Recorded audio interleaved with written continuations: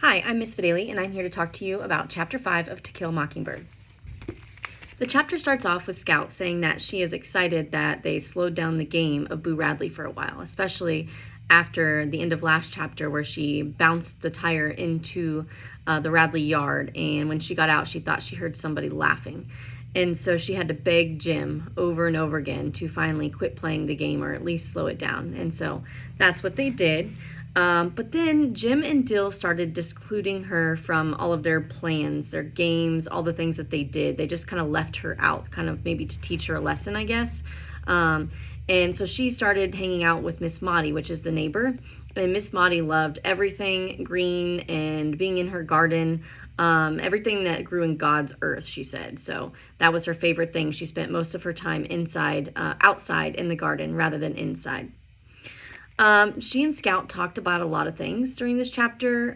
Scout asked her a lot about Mr. Radley and why Boo never came outside. She learns a lot about foot-washing Baptists, which Miss Maudie tells her is a negative thing and that they do a lot of judging and pointing fingers and don't always act so great themselves.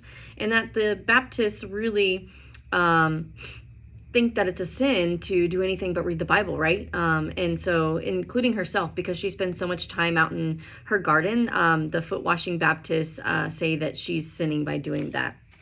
And so they talk about a lot of things, and they talk about how, the farmers and even the doctors who practice medicine, they need the things that grow in the ground because they help people, but they stay poor, especially during this time, during the Great Depression. It's not a very good profession. It's very needed, but it's not looked upon as highly respectable because of the money that is not made during this time.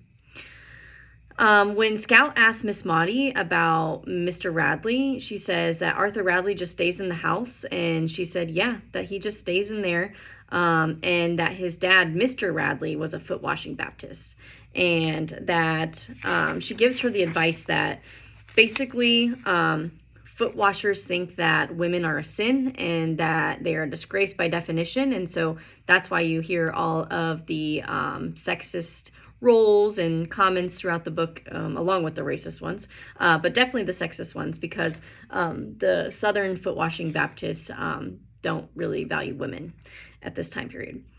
But anyway, Miss Maudie goes on and she shares a valuable piece of advice, and she says sometimes that the Bible in the hand of one man is far worse than whiskey in the bottle of like a good man, say, so such as Atticus. And so she's like, Scout's like, that's silly, Atticus doesn't drink. And she goes, I know, he's too mature, he's above that. And so I think that was a really good comparison for Scout, a good lesson. Anyway, she says that the neighbors, and especially Stephanie Crawford, the neighbor, are like to gossip and make up stories. And so especially talking about Boo Radley, they've made him out to be some kind of monster, that he's like crazy. But Miss Maudie doesn't think that he is crazy, but she does understand if he would be by now because he's been in his house for so long.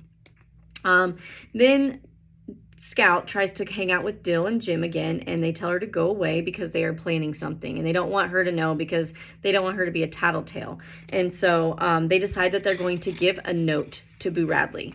They're just going to put it on the end of a fishing pole and try to shove it through the shutters and ask him nicely on the note to come out. And at first, Scout is not happy with the idea. She thinks it's a bad idea, but they call her a girl and they say, that she's in it now, and so she doesn't have any choice but to be involved. And so they go down the street, they put the note on the end of the fishing pole after they write it, and they ask him to come out politely, of course. And they go down the sidewalk, and the next thing you know, the dinner bell rings. And so they turn around, and Dill is ringing the dinner bell in Atticus's face with all of his might, as loud and as fast as he can, trying to get their attention.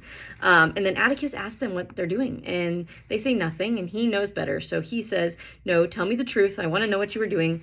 And they said, we're just trying to give Mr. Radley a note. We just, want to know what he's doing and if he's around. And he says what Mr. Radley does, or Boo Radley, Arthur Radley does on his own time, is his own business, and that they should really stay out of it. That they're putting his life on display for the entire neighborhood, and that's wrong.